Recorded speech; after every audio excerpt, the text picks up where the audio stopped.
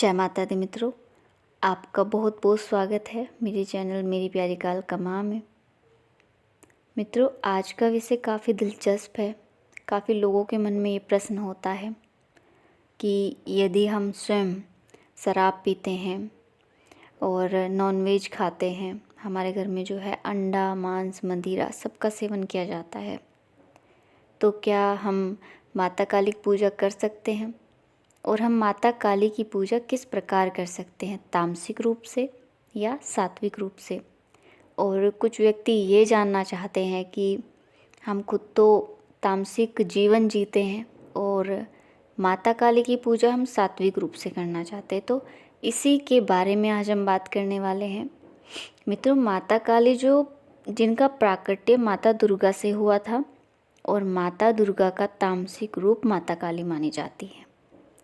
जिनके जो भोग हैं ज़्यादातर वो तामसिक ही चढ़ाए जाते हैं। तामसिक साधनाओं के लिए माँ को देख के शराब चढ़ाते हैं, कहीं पर तो कलेजी चढ़ती है, बकरा भी कटता है।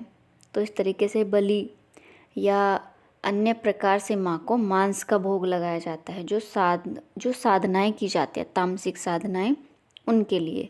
और जो अघोर तंत्र है उसमें भी माता काली को मांस और मदिरा दी जाती है।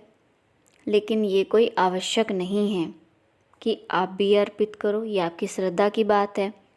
हम गृहस्थ व्यक्ति हैं, सात्विक जीवन हम जीते हैं, हम सोचे कि माता काली को तो तामसिक रूप से ही भोग लगाया जाता है, तो ऐसा नहीं है। हम जो हैं सात्विक रूप से माँ को मना सकते हैं। वो हमारी श्रद्धा है, हमारे भाव हैं कि माँ को हम कैसे प्रसन्न करना चाहते हैं। माँ जो हैं अपने बच्चे के भाव देखती हैं। वे महाशक्ति जरूर हैं जगत की, लेकिन वे एक माँ भी तो हैं। आप माँ भगवती को 2 लौंग और बतासे से भी प्रसन्न कर सकते हैं। ये आपकी श्रद्धा की बात है कि आप माँ को कैसे मनाना चाहते हो। वो आप पर निर्भर करता है कि आप माँ को किस प्रकार के भोग पर लेकर चलना चाहते हैं, माँ को क्या अर्पण करना चाहते हैं। अब बात कर लेते हैं कि यदि आप खुद मांस और मदिरा का सेवन करते हो और आप चाहते हो कि आप माता काली को सात्विक रूप से लेकर चलें, उनको सात्विक भोग अर्पण करें, तो मित्रों ऐसा संभव नहीं होगा। आप यदि खुद नॉनवेज खाते हो, परिवार में सब नॉनवेज खाते हैं और आप माँ को पान पेड़े अर्पित कर रहे हो, तो आप सोचते हो कि माँ प्रसन्न हो जाएंगी, तो ऐसा नहीं होगा। सात्विक रूप से आप माँ को नहीं लेकर चल सकते। अगर माँ खुद सात्विक रूप से चल रही हैं आपके साथ, तो आपको भी सात्विक रूप से चलना होगा। और यदि आप स्वयं सात्विक रूप से नहीं चलते, तामसिक भोजन ग्रहण करते हैं, तामसिक जीवन जीते हैं, तो आपको माँ को भी तामसिक रूप से ही लेकर चलना होगा। उन्हें भी वही अर्पण करना होगा जो आप स्वयं खाते हैं। तो ये सब प्रभाव डालता है कि आप शक्तियों को ऐसे नहीं लेकर चल सकते। ये संभव नहीं है, क्योंकि माँ के प्रिय भोग हैं, तामसिक रूप से माँ प्रसन्न रहती हैं। लेकिन आपके भक्ति भाव को देखकर, आपका प्रेम और लगन को देखकर माँ आपके साथ सात्विक रूप से चलती है। आपका वही भोग वे स्वीकार करती हैं जो आप उनको अर्पण करते हो और अपनी कृपा, अपनी शक्ति आपको प्रदान करती हैं। तो यदि आप माँ को सात्विक भोग अर्पण करते हो और स्वयं जो है तामसिक भोग ग्रहण करते हो, तामसिक भोजन ग्रहण करते हो, तो फिर ये समस्या जो है उत्पन्न हो जाती है। माँ क्रोधित हो जाती हैं। माता काली देखिए एक ऐसी शक्ति हैं जिनका स्वभाव उग्र है। वे उग्र स्वरूप है माँ का, तो उन्हें गुस्सा बहुत जल्दी आ जाता है। और यदि उनकी पूजा में, क्योंकि वे शक्ति हैं, महाशक्ति हैं संसार की, तो उनकी सीमाओं को हमें देखना चाहिए। उनकी जो पूजा के जो नियम हैं उन्हें हमें निभाना होता है।